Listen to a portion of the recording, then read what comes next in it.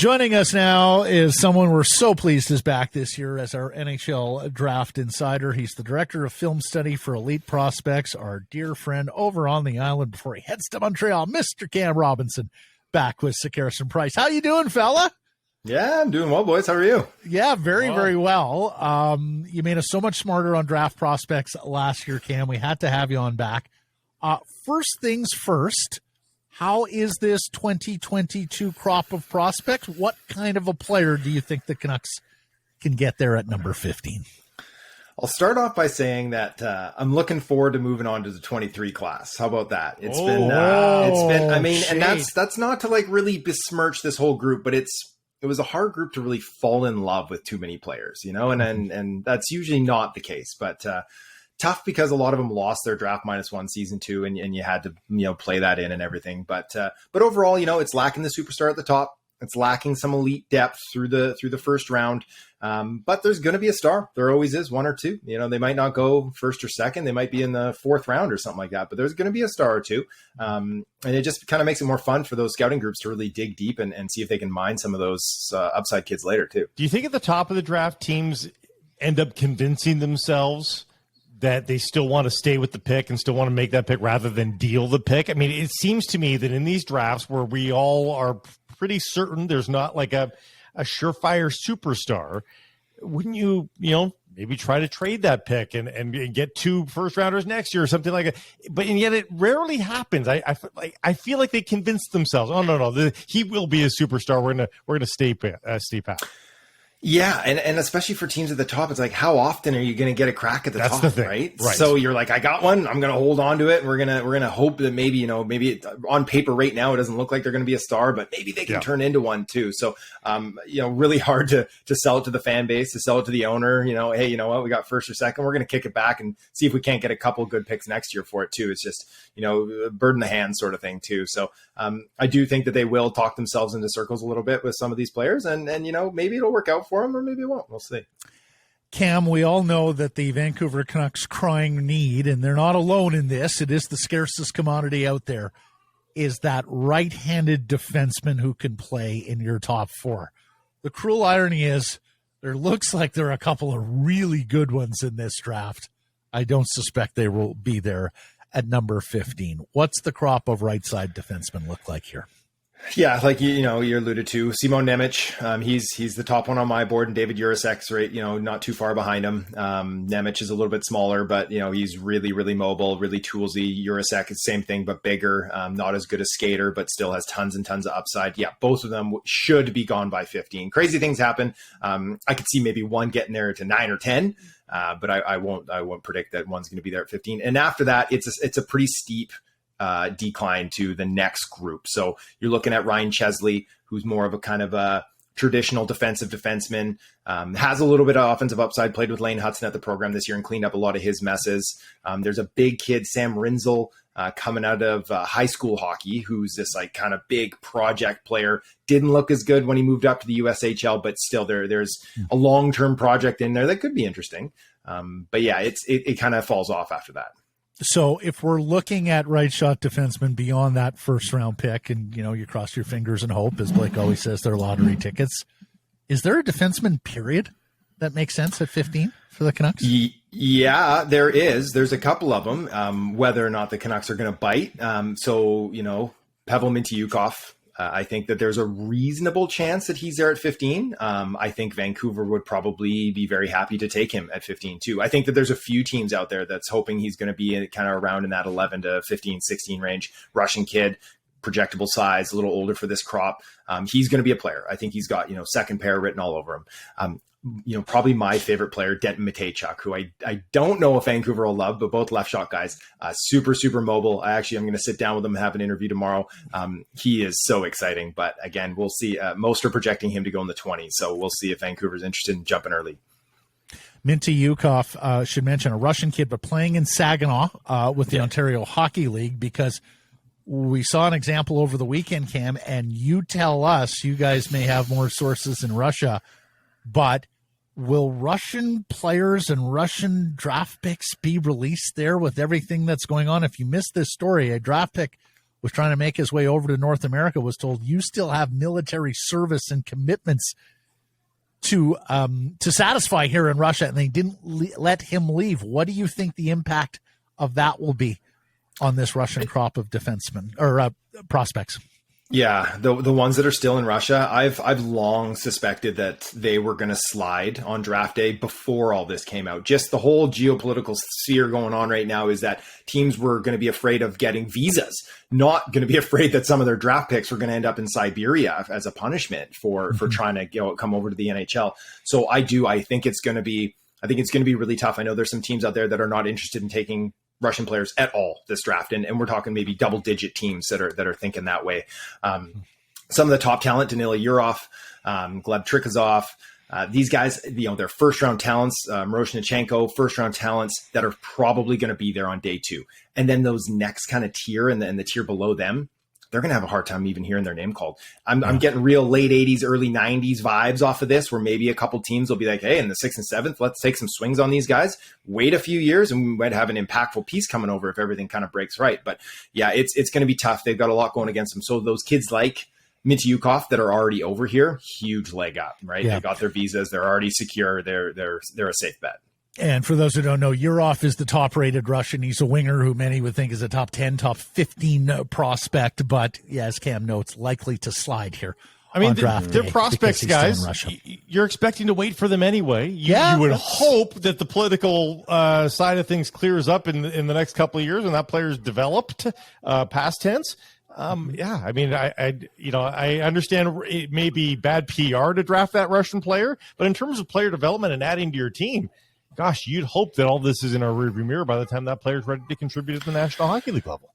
You would hope so, for sure. And like you said, especially once you get out of the first round, right? Like if you're taking a kid like Yurov, you're hoping he plays one more year and then he comes over and you can get your hands on him, right? Get him in your system, right? Mm-hmm. But if you're picking guys in the 4th, 5th, 6th round, it's like, yeah, you're not expecting them to cross over for 2 or 3 years anyways, right? So in that case, it does make some sense. And I don't think it's going to be a hard sell to draft these kids. It's not like they're a part of this propaganda machine and everything like that. They're just kids playing hockey. That I know of anyways. Yes. So it shouldn't be, yeah, that's right. So it shouldn't be too hard to sell. And I do think some clubs will take advantage of it, right? The market inefficiency is that like, hey, no one's taking them. Let's take them. Is there a riser yet here this week? Have you woken up one day and a lot of chatter on this player? Who's the Moritz Sider this week, Cam? There's a couple kids. My spidey senses are tingling that Cutter Gauthier could find himself, most of the season he was kind of pegged as a mid first rounder. As the season wore on, he was looking like, hey, there's some buzz. Maybe he sneaks into the top 10. Don't be surprised if he sneaks into the top 5. I think that there's some real gain on him. He's making a good case that he can play the middle of the ice. He took faceoffs, played the middle of the ice for the program this year a lot too. Also played on the wing next to Logan Cooley. Really kind of interesting projectable player. I don't see him having like elite offensive upside, but he's a big, strong guy who can play the middle of the ice, gets to the middle, hits, shoots, scores. So I think he can move up. And then Marco Kasper is another one, and we've been hearing that buzz for a minute here now too, is that, again, another one projected kind of as a mid-first, and that's probably where his skill level is. But just like so tenacious, he's going to be a fan favorite. He's going to eat shots, give shots, score a goal in front of the net, and then smile on his way out. And the other team's going to hate him, and the fans are going to love him. So another one that I could see sneaking into, the top 7 or 8 as well too. So those are a couple risers, and then, when that happens, there's going to be a couple fallers too. Well, we'll speak about the fallers here in a second, but first, Cutter Gauthier being mentored by Ryan Kessler, the former Vancouver Canuck. In fact, Ryan told us last week when he joined us how big of a fan he is of Cutter Gauthier going forward as an NHL player. Okay, who are the guys who could slide, Cam? Who are you getting a bad spidey sense about? Okay, there's a few. There's a few that I'm thinking could slide, and all it takes is one team to make me look like a fool and jump on him early. But I think Matt Savoy, I think there's a chance that he slips out of the top 10. Joakim Kamel, the Finnish shooter, who had a great start to his Liga season, and injury kind of derailed that and slowed down his production. Another smaller guy who Savoy plays in the middle, but I think both project as wing. And then another bit of a smaller guy is Jonathan Lekkerimäki, who's kind of all over the map publicly. Lots of people like him really, really high. I put him at 18 on my board.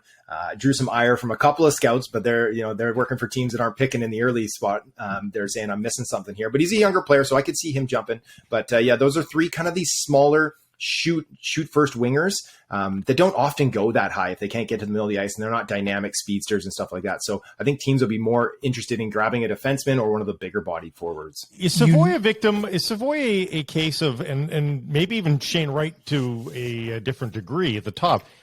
Do we know about these players for too long that you start to just think overanalyze these players because they've been on the radar for so long?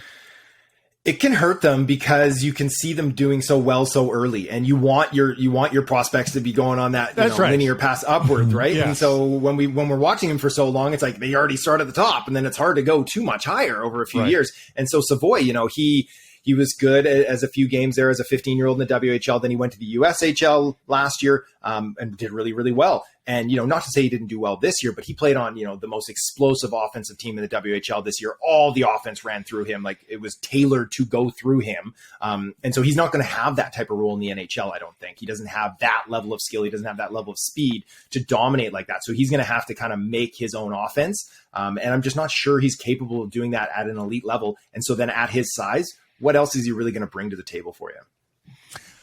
I have a number of questions to ask you here about the Canucks at pick number 15. So why don't we start with this? Patrick Allvin, their general manager, was on television last week here in Vancouver CTV, calling the pick a little bit of an in-between pick. We have outlined how often there are trades between 11 and 20. 4 of those picks changed hands last year, 5 the previous year, 4 the year before that, and 2 years in a row the 15th overall pick has been moved. What do you think the chances are of the Canucks making a trade with that 15th overall? I think it's definitely a possibility, and I think it could go either way. I think that they could see someone sliding a little bit and be like, we want this player, and jump up a few spots and use that 15th overall and some other equity. And I also think that they could look at it and be like, and this is what usually happens in and around that spot, is you look at it and you be like, there's 3 guys that we're still interested in. Let's get ourselves another mid-second and slide back 3 spots and very likely get the player that we still want. And if not, we'll get our second choice that is in the same tier. So I think if I'm a betting man, I think, the easy bet is that they don't move it at all because it's hard to make a trade. But to slide back, I think is more likely to slide back, get the player they still like, recoup a second, which they're missing already. And then, there's interesting players in the second round. There always is. They have some warts, but they have some upside. They got some things going on. So I think that would be ideal for this club, especially since they need everything, right? So to leverage up and package something to get up, great if you can go get yourself David Jurasek or Simon Nemec and really fill an organizational need, but you're probably going to have to pay too much to get into that zone anyway. They're going to Pete Carroll this, right? And they're and they're not unlike a Seahawks team that had a lot of holes. It makes sense. Yeah, absolutely. Yeah, more darts, right? More darts for that scouting team to go to work.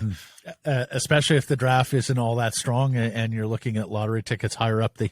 That's right. Or you're doing courage of conviction picks anyway, right? So if you've got a handful of guys that you think are tied, why not? Absolutely. Yeah. Okay, so let's assume that they keep 15th overall. I'm going to ask you 3 questions here from the standpoint of fallers, reaches, and most likely. It may well be Savoy, Kemmel, or Lekkerimäki, who you mentioned, most likely to fall, and the Canucks go, we can't believe he was there at 15. That they're going to be loving it. I think that someone who I said is a riser, and as everyone's expecting, I think that they'd be thrilled to get Marco Kasper at that spot. A big bodied center, like I mentioned, so tenacious. He's very, very close to being pro ready. I mean, he played in the SHL full time this year. He played a little bit last year. So he's someone that I don't think will be there, but there's a chance that just because he doesn't have that high end skill level, that he'd be someone that Vancouver would be very, very happy. That's realistic. That could slide. Yeah. Last year, number 10 overall, we saw the Ottawa Senators stun us, take Tyler Boucher, a big winger, and their point was, we think the physical tools on this young man, as you project, are going to be tremendous. Give me a name, Cam, that maybe the Canucks reach for at 15, just a player who maybe isn't that high on public boards or whatnot, but you could see a team like the Canucks falling in love with something about them. All right, I'll go with Liam Bichsel, who's just a monster of a kid. 6'4", 6'5", and left shot defenseman, skates well for his size. I was talking to a European scout not that long ago, and he said the difference in offense between Bichsel and Jurasek isn't that far off either, that people kind of overrate Jurasek a little bit and undervalue Bichsel. So he's the type of guy that most lists have him in the 20s or the 30s. I could see a team, and it could be Vancouver, to be like, we need to plug a hole on our blue line here. And this is someone that we can very safely assume will be a defenseman in the NHL and will hurt people and will make some plays happen and might even have some offense to boot. And he comes from that Leksands program in Sweden where Patrick Alvin came from, although a Swiss national, if I'm not mistaken. Correct. On Bichsel. My prediction for a big reach, Cam, I want your opinion on this. I think Brad Lambert ends up going quite high. I think somebody falls in love with Brad Lambert and drafts him high. Where do you think he ultimately falls? I think that there's a chance that happens because he has such great feet and he has good hands. But if I'm going off of the teams that I chat with and kind of the buzz around him, is that my kind of hot take is he doesn't even go on day one. Really? I think the fall is Atu Ratti, like as we saw him fall into the 40s last year. I think we could see the same thing here. It's a different situation, but I think it could have the same result. Is that there's some concerns about him asking out of programs, fully asking himself out of a couple of systems. Teams don't like that. Teams don't like it when a player doesn't have kind of that gut check, that mental fortitude to work through challenges, work through, not getting the best ice time when you're a kid playing in pro hockey. They want to see you grinding it out and working and earning your stripes. And so that, along with some of the IQ decision-making questions, I think that there's a real chance that he slips. But you're right, just one team, right? He could end up going number 8, and I wouldn't be surprised either. All right, Cam, let's just say it goes to Hoyle, as much as Hoyle as possible at an NHL draft. Yeah. Where do you see? Give me a pick and pairing at 15 for the Vancouver Canucks. Okay, and it works well because he's one of my favorites, and I think the Canucks are very much interested in him. Is Liam Ogren. I've got him number 8 on my board. Most have him in the late teens or in the 20s. I love this kid, and I think he would fit the Vancouver pipeline. Unfortunately, he doesn't play on the right side of defense, but otherwise, he's a really nice fit there. This probably the second best left winger in the draft behind Slavkovsky. He wasn't the most skilled or fastest player on his junior team this year for Djurgårdens because he played with Lekkerimäki and Noah Ostlund, but it didn't stop him from leading them in goals, leading them in points, captaining Sweden at the U18s. He's a leader on and off the ice. He's physical. Just a rocket of a release too. Scored over a goal per game this season, and I think 85% of them were at even strength. So we're talking translatable goal scoring ability. Reminds me a lot of Brock Besser with a little bit better feet. Defensively smart. When he's up in the SHL, he can play up and down the wing and hit and do whatever you want. Basically, is he can play whatever game you need him to play. And I also think he's close to being NHL ready. Year maybe 2 before he's pushing. Love him myself. I think he's got top 6 upside and kind of that safe middle 6 player too. So I think that would be a really natural fit. A Swede, be nice for Alvin. Grab a Swede with his first pick. And when you say he's close, he's one of the few I always look for who are the 200-pounders and plus, right? Who are the more physically mature players, and he is one of them. Just getting started here on Draft Week, Cam. You'll be with us Thursday and Friday after the Canucks pick in the first round and then the later rounds. Thanks for this, buddy. Look forward to it. Can't wait. Yeah, I appreciate it. Thanks, fellas. We'll talk soon.